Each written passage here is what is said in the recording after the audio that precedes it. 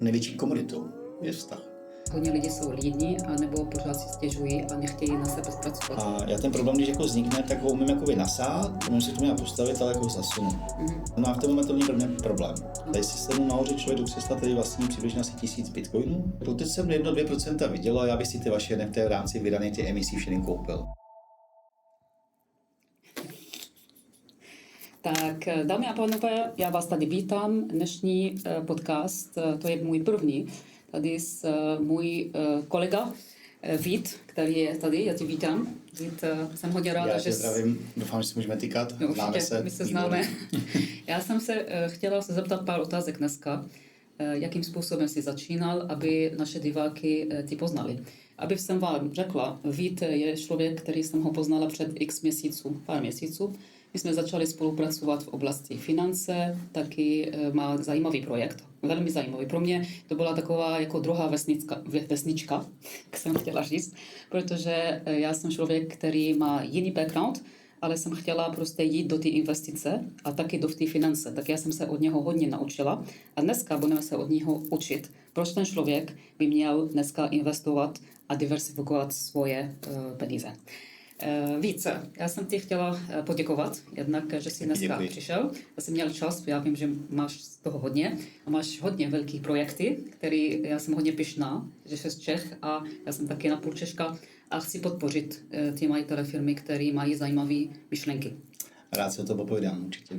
Já jsem chtěla na úvod takovou, mě se jako zajímá otázka, jakým způsobem jsi začínal, když vezmeme týden, než jsi začal svůj první biznes. Si vzpomínáš, jak to bylo tehdy, co jsi dělal před ten týden a proč pak jsi se rozhodl prostě změnit. Takže začneme s tím týdnem.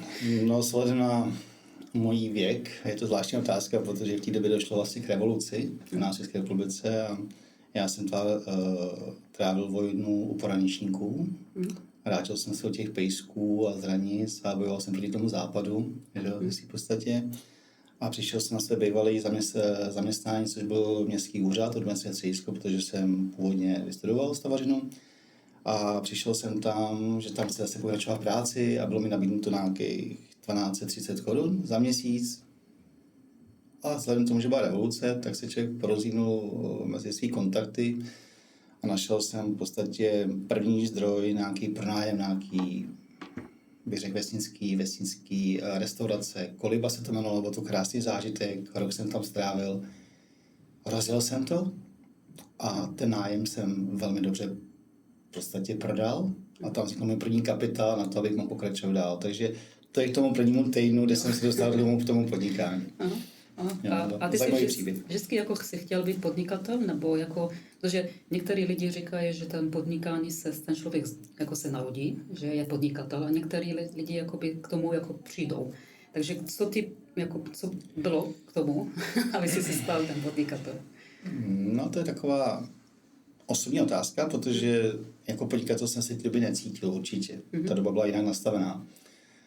Ale byl jsem nějaký, bych řekl, vizionář sám sobě. Pořád jsem si vymýšlel nějaký plány a šel jsem si pro to, něco se povedlo, něco se nepovedlo. A jeden z mých vizionářských věcí bylo postavit indiánskou vesnici na místě, kde to nebylo možné. A mi se to podařilo a podal jsem testament a šel jsem tím předsedou toho JZD, aby nám tam dovolilo dělat. A vlastně jsem si ten deal jako postupně pracoval. A zjistil jsem, když člověk není línej a jde si pro to, a vytvoří si nějaký to zázemí a jde to face to face, to prostě jako dělat, tak může člověk oslovit někoho a vlastně získá tu pozici. A tam jsem začal zjišťovat ty možnosti. A to byla první škola, to bylo 15-16 letech. A bylo to mě doprovází vlastně do dneška. Je v podstatě, že člověk se nemá bát věcí. Samozřejmě musí člověk být jako přirozeně opatrný, ale musí se pořád sebe vzdělávat, zjišťovat věci okolo sebe, být otevřít oči, jak se říká. A jít si pro to a v mém případě třeba, když se přiblížím, já jsem stavař původně, já jsem šel do těch technologií v podstatě v pozdním věku. Ale říkal jsem si jednu věc, když mi bylo nějakých 50 let. Říkal si, to je všechno a tady stojí nějaký projekty, pronajím nějaký byty, nemovitosti a tohle a to je všechno, co toho života jakoby mám získat. A chtěl jsem poznat úplně něco nového a chtěl jsem tady té technologické sféry, ty to se nelituju, protože ten přesah je tam, pořád jsme na začátku, všichni. a přesah na další 10, 20, 30 let je tam neskutečný, takže proto jsem u toho oboru a proto tady vlastně dneska spolu sedíme. Jo.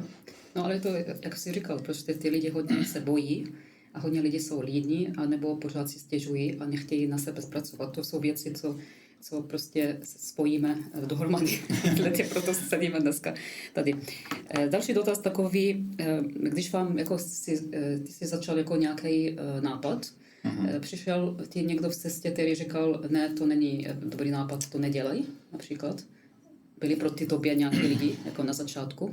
Věděl jsem, že do prostředí, který je adoptivně nepolíbený. To znamená, začal jsem, myslím si, dobře tím, že jsem začal dělat tu adopci toho prostředí.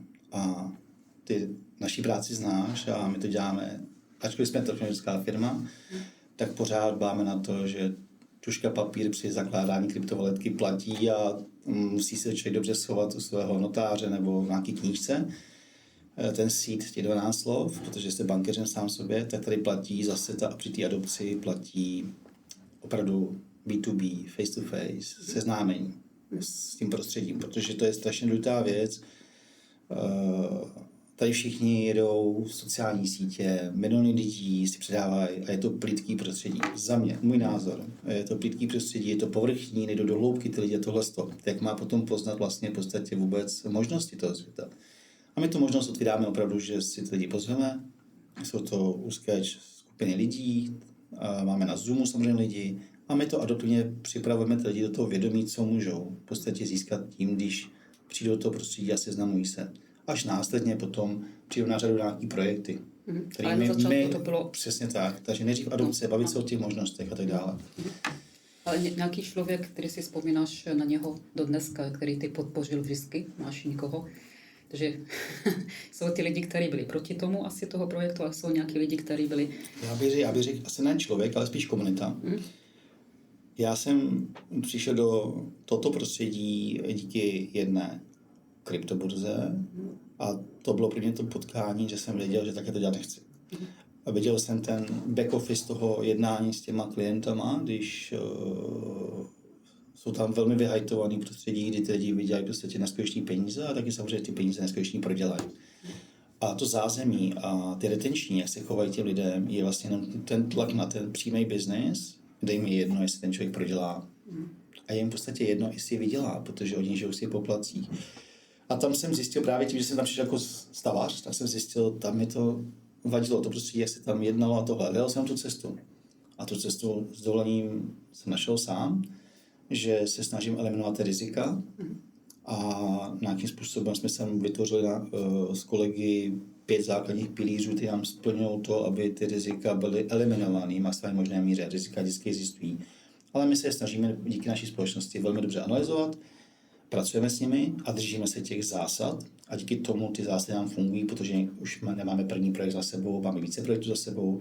Vždycky ty očekávání splnily, myslím si, že více násobně, než se predikovalo. To znamená, že ta první komunita ty dala tu důvěru, že jít dobře. Přesně tak. Takže vždycky, když přijde, já říkám lidem, že hodně lidí potkáváme, říkají ne, to neznamená, že ne pořád, ale pořád musíme prokoumat, až přijde člověk, který říká ano, tak půjdeme do toho společně. Takže jsou negativní lidi, ale pozitivní se najdou asi tak. Je to pravdou, že, a řeknu to, jak to je, popravdě je pravdou, že moje první klienti byli ty, co byli tady spálený na těch burzách a já jsem v podstatě vytvořil efekt, ziskovost a vrátit tyhle ty propady, co tam měli, jsme jim vlastně vrátili díky těm investicím. Získali jsme ten první komunitu, která jsem rozšířila z prvních 10 na 100, ze 100 na 1000, tisíců a dál. A už pracujeme s tou důvěrou, protože už nám lidi důvěřují. Je pravdou, že když přineseme jakýkoliv projekt, tak mnohdy ani nepřemýšlí, vlastně do čeho investují, což je přesná cesta, kterou nechceme jít, takže jim to opravdu poctivě vysvětlujeme, do čeho investují, jaký tam jsou přesahy, jaký tam jsou možnosti, jak se s tím můžou seznámit. Podporujeme především české projekty, aby byly dostupné, neděláme nějaký Marshallov ostrovy, Anglie a podobné věci. Jsou to všechno projekty, které jsou hmatatelné. Dokonce našich podmínek je, což si myslím, že je velmi dobrý silný argument, aby ten projekt, který my podporujeme, sídlil v podstatě na ty samé adrese, kde naše společnost. Právě proto, když aby mohli zaťukat kdykoliv a zeptat se majitele, produčního a tak dále, přímo na ty osobní otázky. To nám dává logiku. A teďka jsme se poznali trošku o tobě, toho je, co věříš. Ohledně biznesu pro někoho, který ty neslyšel vůbec, můžeš mi říct, jako co vlastně děláš, jako všeobecně, že máš toho hodně, a jakým způsobem, jako co ty lidi můžou očekávat od tvoje projekty? Já bych asi začal větou, kterou používám dost často, ale je určená pro odbornou veřejnost a já předpokládám, že náš rozhovor asi bude spíš zaměřený na odbornou veřejnost. Řeknu, my vytváříme v decentralizovaném světě profesní centralizované jednotky. Zní to krkolomně, ale je to tak, je to pravda. To znamená, že vysvětlím, svět krypta, zamítatelný token, asi předpokládám, že profesně vysvětlit nemusím, ale je pravdou, že to je decentralizovaný svět, který přináší a v podstatě válcuje nějakým způsobem fiat měnu, fiat prostředí a do budoucna Bůh ví, jak to dopadne, nebudu predikovat, o to jsou jiný. A my v tomhle chaosu, v vozovkách, vytváříme nějaký určitou jistotu. A vytváříme to v podstatě ve formě NFT. A ty NFT jsou opřené nebo tokenizace ve formě NFT, když to jako profesně dobře, jsou opřené o nějaký produkt. A hlavně o těch 5 bodů, o těch 5 pilířů, který tady zmiňujeme. To znamená, ty projekty musí mít zase nějakou historii, musí mít zase nějaké finance, musí mít zase nějaký vývoj. Pozorňuji, finance samozřejmě prokázaný, vývoj od renomovaných firm. Za třetí tam musí být licenční právní jednání a především to musí být vždycky globální přesah, protože aby se odnávali nějakým způsobem, víme, co se děje v Iránu a má to vliv na cenu a my ty projekty vždycky zasahujeme do nějakého globálního biznesu s tím, že na konci musí být, a to je pro mě jako nejdůležitější, právě díky tomu, co se viděl na té burze, je ten produkt. Na konci musí být hmatatelný produkt, který jsem schopný ošahat, vím, že existuje. A když se tady těch 5 bodů skládá, tak nám to dává to pocit bezpečí, určitý a jistoty v tom, že jsme dobře. A my to jenom analyzujeme, jestli to má nějakou ekonomiku základní, jestli tam tady ty podmínky jsou splněný. A v případě, že jdeme, jestli můžu zmínit třeba ten projekt, co děláme, tak je to projekt gamingu prostředí, to je v podstatě prostředí, kde současně nejvíc jako ty produktivní, tam je 30% nárůst každým rokem. Ten produkt, který my tokenizujeme, tak je v současné chvíli už podepsaná smlouva se Steamem, je tam zavěšený na Steamu, což je největší distributor her. A samozřejmě, co si budeme povídat, Steam má 1 miliardu registrovaných uživatelů. Je to klíč k tomu úspěchu. Jestli se povede úspěch vytvořit tak, že bude několikanásobný, je otázka spíš pro to studio, ne na mě, ale my máme možnost to vidět z pozadí. To je ta výhoda toho, proč to NFT můžeme nabídnout, jak se říká, protože vidíme to pozadí, vidíme tam ten vývoj, vidíme, co tím stojí, vidíme, jaký tam jsou finance, vidíme, kam se to řídí a hlavně už třeba víme i to finální datum toho prodeje, což je samozřejmě výborná věc i pro ty majitele toho NFT, že vidí, že kdy to končí, ta nabídka. A teď se nám to z té adopce dostává do toho reálu, že naši zákazníci do toho studia chodí, seznamují se s tím, vidí ten vývoj, mají možnosti vývojáře, to Art Studio poznat, včetně majitelů, včetně těch duševních otců toho projektu. A to dostává tu sílu. Takže se nám tady objevují profesní investoři z prostředí právě IT, samozřejmě i z právního prostředí, který navštěvují takový projekt, seznamují se a potom zjišťují vlastně, jak si to NFT pořídit. O to jsme tady my, aby jsme tou cestou provedli a nějakým způsobem zabezpečili to jejich bezpečí. A jak si lišíš mezi jako jiní? Máš konkurence? Jako já nemám ráda slovo konkurence, ale jestli jsou nějaký jiný projekty a ty seš jiný v tom. Jak seš v tom jiný? Asi se lišíme, protože je pravda, že nás konkurenční studia v tomto bodu oslovují a ptají se, pane bože, proč nás napadlo taky? Jsme první na světě. Kdo to je vlastně v podstatě připravený projekt v rámci gamingu.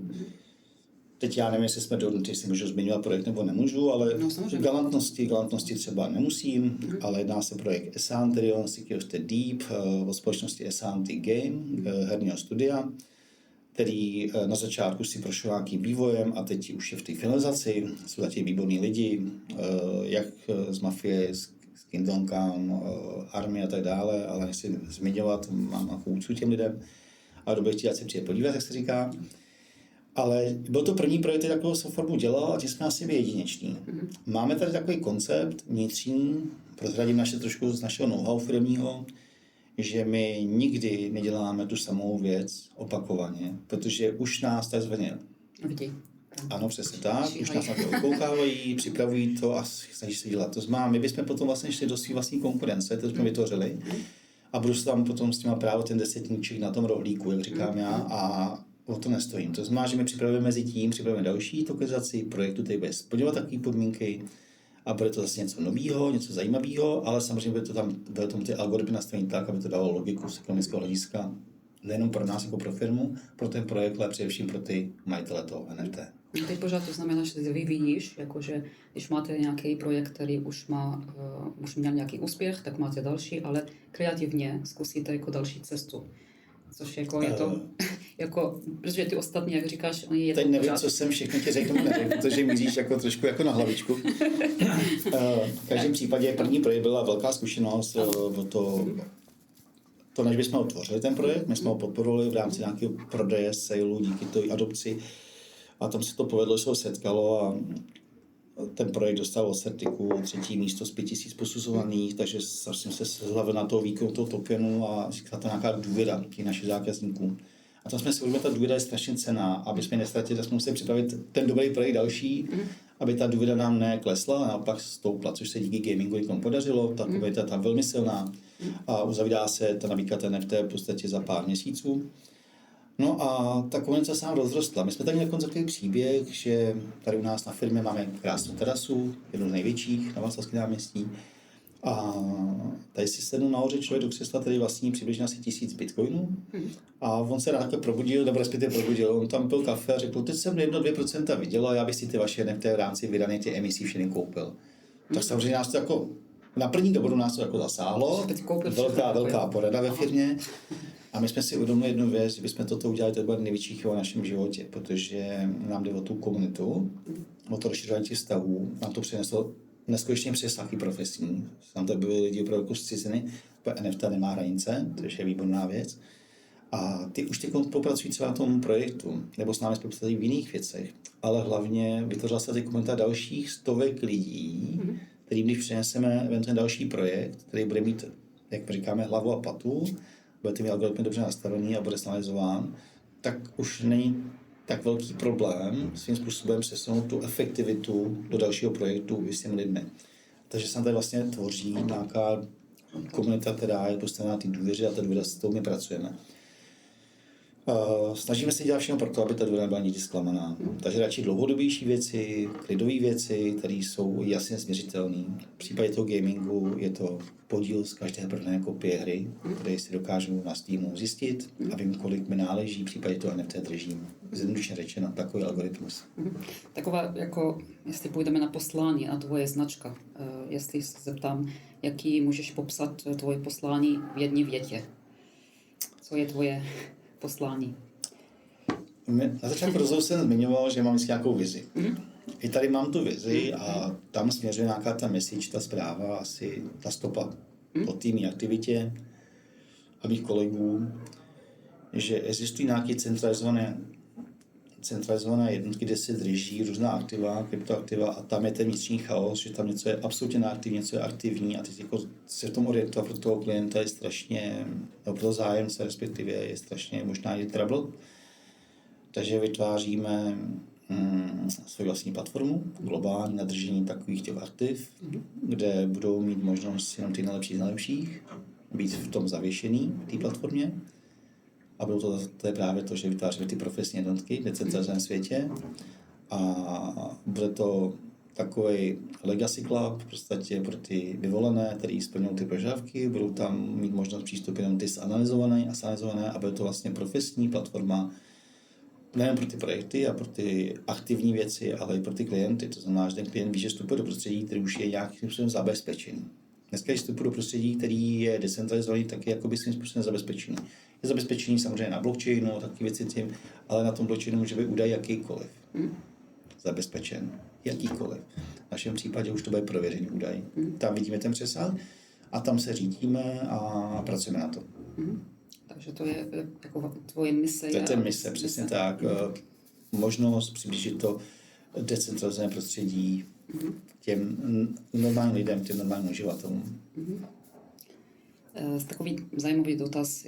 Jak byl takový okamžik, kdy jsi myslel, že možná, že jako to necháš všechno být, a protože to nefunguje. A takže byl takový momenty, že jsi říkal, no nějak, to se zdám, jako to u tebe to nehrozí od tebe, já vím. Jsem patriot, jsem v České republice, jsem tady rád, samozřejmě mám tady svůj život, ale někdy prostě v rámci té Evropy, co se děje, tak je to těžké se to orientovat nejenom pro mě, ale pro ostatní partnery i firmy. Víme sami, že nějaké zákony, regulace, překážky, s těmi musíme na denní bázi pracovat. Jsme to na tom hůř než kdokoliv jiný. My samozřejmě to řešíme tak, aby to všechno splňovalo, ale i samotná jakoby prohlášení od Evropské unie tímto směrem jsou dost takový, bych řekl, nestandardní, že potom ty právní kanceláře s tím mají problém se s tom vůbec zorientovat. A když to není možnost zorientovat se pro právníka, jak to může být zorientovat možnost se pro nás, pro ty klienty nebo pro ty firmy,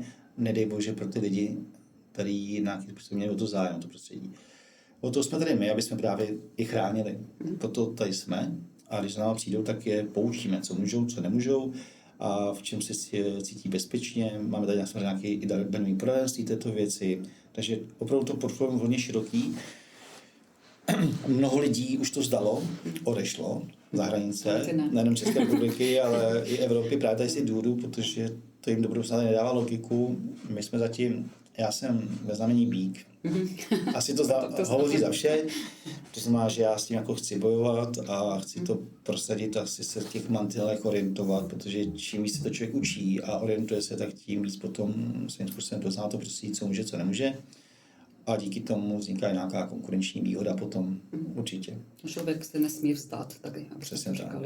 Když něco tomu věříš jako hodně silně, protože já vidím, jak s těma zákazníkama, když jsem pozvala sem hodně lidí, tak jak prostě to mluvíš jako ze srdce a tomu věříš, že tam ten člověk nepochybuje o tvoje mise.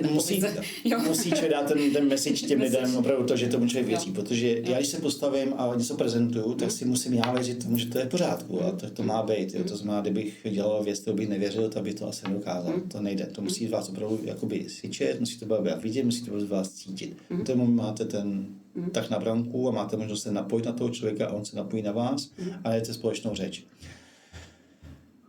K tomu se malinko vyjádříme, tady strašně moc společností okolo tady dávají školení v rámci marketingu, jak se nechovat, na prezentacích a nevím co možného. A zúčastnil jsem se takových školení. A oni vás tam školejí lidi, kteří s proměnutím za sebou nemají tu praxi. A když to jako slyšíte opravdu do toho detailu, tak já vzkazuju všem těmto lidem, ať se zamyslí a ať se vezmou stánek pár rolíků a zkusit ten pár rolíků prodat tady na náměstí, na Václavském náměstí. A potom ať jdou zkoušet mluvit o nějakém marketingu, protože jinak je to teda tragický. My ty výsledky nějaký máme, funguje nám ten opravdu nějaký způsobem ten obsah těch rozhovorů, nebo to napojení na ty klienty, získání důvěry. A kdybych se měl říct těmi pravidly, které nám tady jsou dávány, jak to máme dělat, tak vím, že ten úspěch se nedostaví. Prostě nechci jako zpochybnit nějakou práci. Jsou mezi námi samozřejmě výborní lidi, kteří vědí, co dělají. Ale právě protože to dělá uvozovka každý druhý, tak z toho říká takový to plitký prostředí, zapotřebí hodně dobře vybírat v těch případech. Máš pravdu, jako já si říkám, jsou nějaký lidi, kteří udělají ten certifikát na coaching a hned skočí do coaching. Je to něco podobného, úřad práce podporuje kadeřnictví, tak vydají kadeřnický certifikát a slečna si otevře kadeřnictví a začne udělat ceduly, přijďte, umím vás ostříhat. A dopadne to většinou katastroficky. Ona musí získat jako tu praxi. Toto doporučuji, přesně tak, doporučuji nějaký projekt, projít si tím, získat tu hmatatelnost, získat a potom vlastně o té hmatatelnosti nějaký úspěch. Já třeba jako například chci se naučit od finance o nějaký tyhle, tak půjdu za někým, který tomu rozumí. Proto jsem přišla za tebou, jsi mi to vysvětlil, jako co děláš a já se ráda učím od lidí, který praxe, ne papíry. Já tady žiju v České republice už 20 let a vždycky jsem se, jako, to je taková jakoby odbočka na toho našeho témata, ale teďka mi to napadlo, že ty lidi jakoby dbají na ty certifikáty, jako na papíry a já dbám jako na ty praxe a do toho člověka a co dokázal a pak se od něho učím. Jestli s tím jenom takhle souhlasíš? Souhlasím. řeknu jako, jakoby filozofickou větu, čím větší vizi máte, o to větší pokoru začněte.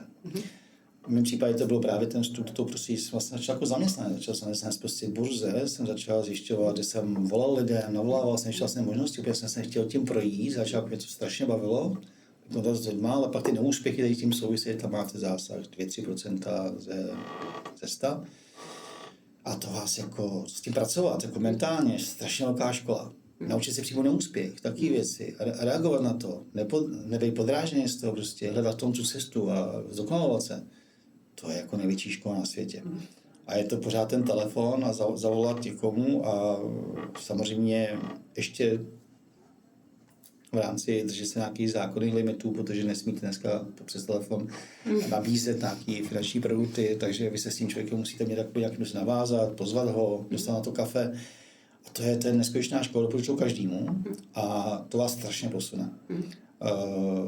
Dneska se řídí, a ty budu mít trošku sám v sobě, protože technologie je strašně rychle nahoře, umělá inteligence, avataři a tak dále. A dneska, když zavoláte nějakou linku, tak vám to zvedne avatar. No, a ta emoce jde úplně stranou a za chvilku se dostáváte do situace, zažil jsem to u svých kolegů, když už jako začne dávat tomu avataru, spoj mě s tím a začne být jako natvrdo. A přiznám si, že jestli tohle nás jako do budoucna jako takhle jako řídí, potká a nebude tam ta emoce, nebude tam to možností podání ruky, než to vykomunikovat, tak to může dopadnout špatně. To je jako nějakým způsobem můj takový feedback na tuto situaci. Proto děláme ty věci, ty jsou reální. Pro ty reální lidi. Neděláme věci, které jsou řízené umělou inteligencí. I v tom gamingu je zajímavý, že se posuzuje, jestli ta hra byla dělána za pomocí umělé inteligence, anebo ne. Proč? Ta vychovaná komunita těch hráčů to poznají. A je to pro ně novum, ale oni poznají, že byla vytvořená z 90% za pomocí umělé inteligence a ten projekt je nezajímá. To je zajímavé, jako je zpětná vazba. Možná třeba jednou jo, v současné chvíli ne. A pořád ta lidský duch, to lidské přičinění v tom a nějakým způsobem dát tam nějakou tu zprávu do toho má svoji cenu. Já vždycky říkám, že ta umělá inteligence může ušetřit čas, když ji používáme jenom na nějaký taxi, který se to opakují. Přesně tak. Ale lidsky prostě nemůže ten člověk nemůže být jakoby pryč a místo toho AI, což jako hrozí, jako každý jako má z toho jako strach. Já si nemyslím, jako jsem s tebou, že ta AI nemůže. Prostě máme ty emoce, jsme lidi tady jinak. Nemůžu se potkat s AI, pak se rozhodnout, že vezmu pošlu 100 000 euro. To je jako prostě takhle, když nevím, o co se jedná. Mluvíme ve stejném duchu, naprosto souhlasím. Teďka přijde ta otázka, jak jsi říkal, že to stres ohledně, nebo ten člověk, když jako pracuje v prostředí, kde musíš pořád bojovat, jakoby, jako bík za to. Jestli jsi někdy jakoby zažil takový syndrom vyhoření, nebo jakoby byl jsi v takové situaci hodně stresful, že jsi si říkal, že teďka musím nějak ubrat, protože teďka jdeme na to zdraví, protože já věřím, že každý podnikatel by měl začít jako ze zdraví. A tak, jak to vidíš ty, nebo jsi měl? No, to je spíš otázka na moji rodinu, který se mnou bojují nějakým způsobem a díky času. Ano, vytvořil jsem si nějaký pomůcky, které mi pomáhají. Asi je to daný tím, že jsem mládí hodně sportoval. Takže jsem si nějaký režimy si jako držím, to znamená pondělí, třeba pátek chodím fakt poctivě ráno do té posilovny, přes víkend se nějaký ten tenis, lezu, víkendy se snažím chránit, protože ta hlava se musí nějakým způsobem očistit, příroda je velký pomocník, takže lezeme na ty feraty, z přítoky, změna kola a tak dále. Ale samozřejmě ty situace, protože my jsme v interaktivním prostředí, kde máme centralizované kanceláře a tady nás nejde dokoliv, takže a musíme být k dispozici jako supportně, to znamená, že opravdu tady jsme v jednom kole. A to vyhoření asi bych nazval, když si člověk řekne, jakoby, že toho je někdy jako příliš, tak s tím musí člověk umět pracovat a rozložit si to nějakým způsobem. Já mám okolo sebe rozházet takový, já tomu říkám, takový jakoby šuplíky. A já ten problém, když jako vznikne, tak ho umím jakoby nasát, umím si to nějak postavit, ale jako ho zasunu.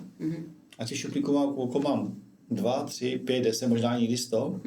Ale umím mi tam opravdu zasunout, to znamená, v tom momentu není pro mě problém. No. A je to taková pomůcka, která mi jako asi díky té praxi nějak funguje, neříkám, že to musí fungovat na každýho, ale to funguje. Takže já si tak, a když potřebuji ten problém vytáhnout, jako se jako vytáhnu, opráším, řeším ho a když to není řešitelný, jako zase znova a nechám ho takzvaně vyzrát.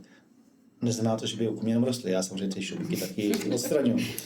A to je nějaká pomůcka tam, jak funguje. To znamená, člověk musí trošku jako přemýšlet se nad sebou, co dělá, držet si odstup určitý, ale zároveň to srdce tam patří, takže tam musí člověk jako bojovat. Takže taková kombinace všeho. A tak takový dotaz ohledně teďka vztahu. Jako, jak jsi říkal, že budování vztahu je důležitý v biznesu, tak jak to máš jako vyrovnání, jako všeobecně, jestli vztahy jsou důležitý v dnešní době? Vztahy jsou v dnešní době, myslím, že největší. Jako největší komoditou je vztah. S okolností teď zvažujeme tokenizaci jedné nejmenované seznamovací kanceláře, která dělá globální projekt. A oni tam pracují právě s tou problematikou, z té vztahové problematiky, protože v dnešní době je rozhodovost, seznamování lidí, takový velký trouble. Lidi si vedou takzvané solo životy, mnohdy nestojí to za to s někým seznamovat ten čas a samozřejmě pak se s ním stávají taky ty stroje, jak se říká, emočně plochý někdy. A myslím, že to je velký trouble naší společnosti a je zajímavý právě ta věc i v rámci těch našich komunit, který podporují ten projekt. Nám tady se vytváří vlastně takový jakoby klub lidí, který nějakým způsobem s náma doprovází a oni se rádi chodí, protože oni cítí rodinu. No. I ty lidi, kteří vlastně přijdou, získají díky tomu určitý prostředí. 5, 10, 15, 20, 100 lidí, eventy a můžou navštěvovat, můžou se seznamovat, oni pak spoustu domluví na kolo a tak dále a my to vidíme, jak to tam pracuje, se těch jako věcí zúčastňujeme a je tam ten sociální přesah tam je. V dnešní době, myslím si, že to je jeden z největších problémů jako v dnešní době. Ta izolovanost nějakým způsobem. Všichni vědí během vteřiny, ale nikdo dokáže pracovat tak, jak tady spolu sedíme. Kdo má tu možnost. Jo, to je jako důležitá věc. Kdo má možnost si popovídat, kdo má možnost nějakým způsobem to řešit. Zpráva to nevyřeší SMS. Nikdo vám nic nezdá, že to nepomůže. Nepomůže vám nějaký sociální, že budete mít 10 sociálních účtů a když máte pocit, že patříte celému světu a se patří vám. Nikdo o vás neví. Je to spíš kvalita versus kvantita. Přesně tak. Jo, takže s tím to je hrozně křehký téma. I svým způsobem v rámci našich projektů s tím pracujeme. Jakým se to rozvíjíme a teď, jestli budeme podporovat tu seznamovací agenturu, bude nám ctí, protože děláme nějakou hezkou věc. Je to jeden z posuzovaných projektů v současné chvíle. Já s tebou souhlasím, já vždycky říkám, že ty lidi, ty vztahy, že budují dlouhodobý vztahy. Já s těmi lidmi, který poznám teďka x let, tak se známe x let. I když třeba nemluvíme, ale zase začneme mluvit, tak víme o sobě. Což jakoby dává tu důvěru, jak říkáš, nejenom pro business, ale prostě pro kamarádský vztah, pro lidský vztah. Protože, jak říkám, AI a ta umělé jako prostředí, jako naopak mám radost trošku z toho, že ta jako mladší generace, oni už se nějak probudili. Ty lidi, kteří jsou naše věku jako 40, ještě jsou takový jako, ještě to nechápou, ale ty mladí, já to vidím pozitivně, optimistka jsem. To je dobře. Dáváme šanci. V každém případě asi mi nepřísluší mentorovat celý generační pole, to určitě nemám prostě své léta. Jak říkáš ty, tak těch 30-40 let já vnímám, to je nějaká jako komentář, ještě jsem schopný přesáhnout to vědomí. Má generace je úplně jiná, my analyzujeme mladou generaci, víme, jak se jako tváří, jak reagují na ty různé podněty v rámci těch projektů a je to zajímavé to sledovat. A čím víc tam člověk najde potom nějaký ty opěrný body, takový ty dobrý body, tak o to víc jako člověk jako rád, že ta mladá generace není tak špatná, jak se o ní hovoří. Ale to vždycky dědečka říkali o té mladé, vždycky říkali to samé, že dokola, takže to tam je a určitě ta šance tady jak nějakým způsobem je.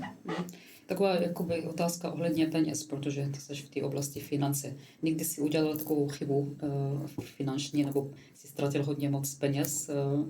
Se stalo? Dobrá otázka. Kdo si tím neprošel, tak nemůže posoudit. Každý podnikatel si tím projde, že podepíše nějakou špatnou smlouvu, nějakým způsobem vám něco uzmuto, nesete za to nějakou zodpovědnost, musíte si nějak poprat.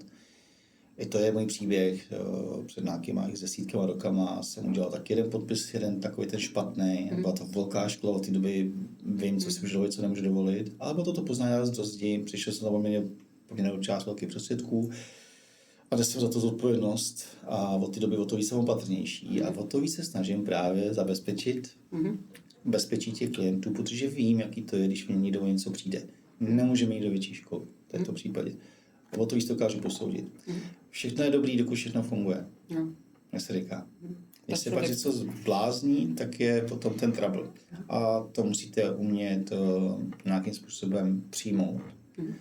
Protože do našeho světa prohry moc nepatří. My musíme právě dělat ty věci tak, aby tam byly jenom ty vítězové naší strana.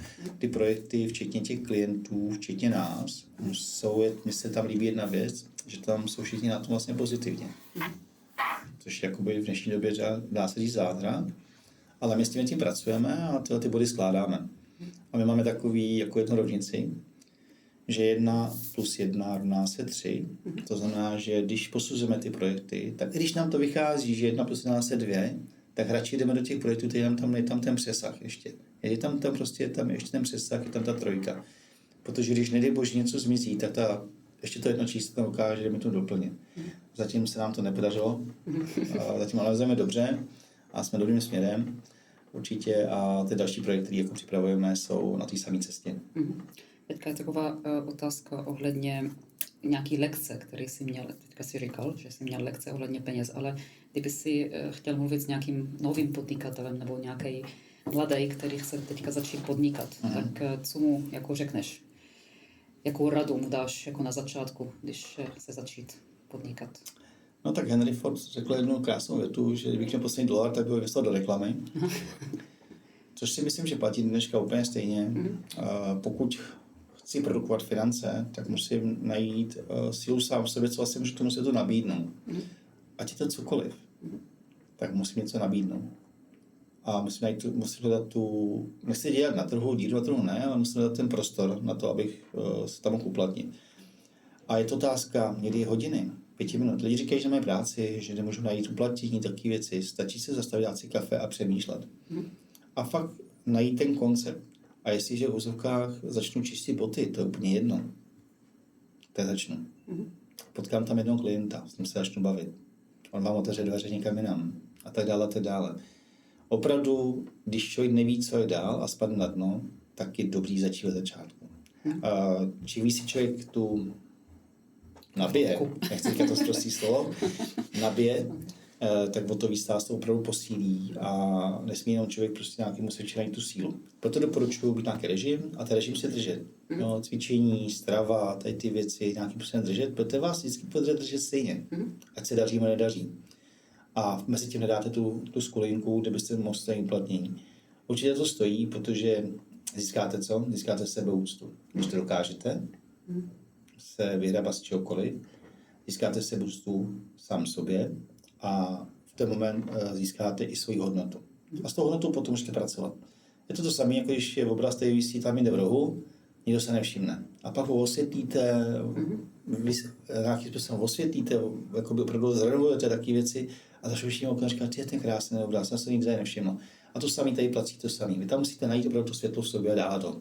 A kdy ho budete dávat, když budete mít tu sebeúctu. Jo, takže určitě nezalezat někam do nory, ale jít si proto. A kdyby se měl teďka jako takový poslední pár dotazů na tebe, aby jsme to jakoby shrnuli, všechny ty informace, protože to bylo úžasný s tebou se domluvit na všechno. Určitě bych jsem ráda ještě více hodin tady, ale jestli jenom takový 2 dotazy. Jaký typ zákazníka ty hledáš dneska, nebo koho můžeš jako pomoct, nebo jaký typ klienta, řekneme? No, tohoto je Můžeš 10 klientů. Rozumím, ale mě nejvíc řeknu takový jednoduchý slovo uspokojuje, když přijde člověk, který je absolutně nepolíbený, svým způsobem je negativní a postupně sám dozraje k tomu vlastně, že udělal strašnou hloupost, že v tom ještě nebyl. A ten člověk, vidím, jak před mnou roste.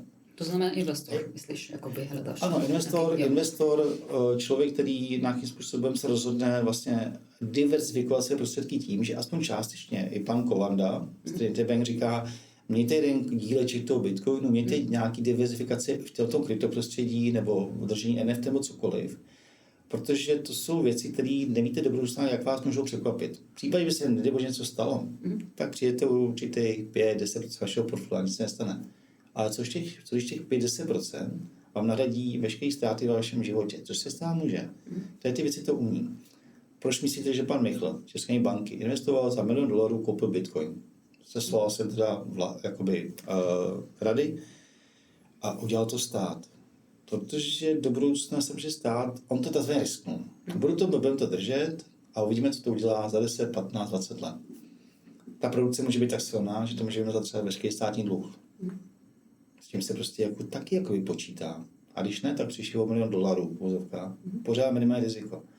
Ale najít dneska ty správné projekty, anebo ty správné investice je strašně těžké. Takže my jsme tady o toho právě, jsme to analyzovali, zjišťovali, dělali to adopci, seznali tyhle s proměnutím lidé nepolíbený s tímto prostředím, seznámíme, oni mají možnost se sami rozhodnout. Nikdo ničeho netlačí, ale máme výhodu, že už máme nějaké referenční body, máme nějakou zkušenost, máme nějakou historii a můžeme ukázat ty čísla, ty originální čísla těm lidem. A nejenom každý člověk, který má všech 5 pohromadě, je pozorný. Proč mohl bych u toho být, nebo měl bych u toho být, nebo ta prostý věta, Pane Bože, proč ještě u toho nejsem. Protože přesně tak. A tam je asi ten prapůvod toho rozhodnutí. Tak to znamená, že investory, kteří rádi diversifikují a taky majitele firmy, které mají firmy, které chtějí. Máme nabídky jak pro takzvaně laickou v podstatě veřejnost, máme nabídky, které jsou finančně dostupné, ale jsou tam samozřejmě profesní věci, to znamená pro velké firmy, nebo právě profesní investory za větší částky, které už si to nalezdou sami v podstatě to prostředí a rozhodují se k nám investovat, což nás pořád těší a získává se asi i ta důvěra pro tu laickou veřejnost v tom, že když tam investují ty silní lidé, a já mám tu možnost s nimi do toho vlaku nastoupit, sice s menším, ale můžu generačně vydělat v podstatě ty samé finance, jako třeba ty silné. A bez toho rizika přijmutýho v tom prvním rozhodnutí to nejde vlastně udělat. Ten se musí rozhodnout už sám. Ale výhoda to, když sem přijde, zazvoníme, tady vezmeme, dáme to kafe a on se s tím seznámí. Všechno ostatně je na něm. A to je asi ta cesta, prostě jakoby adaptivně. Víme, že takový, když se mi to přijde a poprvé slyší tokenizace, blockchain, a nevím, tady ty termíny, které samozřejmě máme nasátý v sobě, tak ten člověk je na něj moc to prostředí. Ať přijde jednou, dvakrát, třikrát, zeptá se, poptá se, zjistí, vezme si nějakého poradce, nemáme s tím žádný problém, naopak vítáme. Otázky my vítáme rádi, protože nás inspirují, protože ne na všechno dokážeme odpovědět, ale o to máme ten tým, aby jsme udělali třeba separátní schůzku, vysvětlíme třeba právní zázemí, vysvětlíme nějaký vývojový zázemí a tak dále, takže to všechno tady ty možnosti jsou. Poslední takový, ještě ti napadá něco naposledy? Máš nějaký nápad, ještě myšlenku? Já bych asi jako poslední bod bych chtěl poděkovat tobě, protože ve svým podstatě ten příběhem si prošla i ty. V tomto prostředí si taky nebyla políbená. Zjistila si jaký tu sílu, zjistil to i ten tvůj network jako takový, zjistil sílu toho prostředí a seznamuj se s tím prostředím. A je mi ctí, že tady také spolu sedíme a bavíme se proti tomu, jak jsme se původně bavili u kafy o něčem, co si vlastně nevěděl, jak to pojmenovat. Teď už víš, jak to pojmenovat a ptáš se mě dobře. Ptáš se mě dobře, dostáváš mě do úzkých, jak se říká, což je výborný. Takže bych chtěl asi spíš jako ten poslední podát tobě, to znamená děkuju. Tak díky moc, Vít, za dnešek. Dámy a pánové, jsme byli rádi, že Vít je první náš klient, jako my spolupracujeme. To je člověk, kterýho hodně moc vážím. Já děkuji, že dneska přišel a měl čas pro nás a určitě bude pod ten video vzkaz, kde můžete na něho mít ten kontakt a budeme se těšit na další rozhovory. To je první, je to taky člen naší komunity Úspět jinak, jako první člověk, tak taky si moc toho vážím, že jsme udělali ten krok první. Díky moc, Vít, měj se hezky. Děkuji komunitě a budeme se těšit na setkání. Ahoj.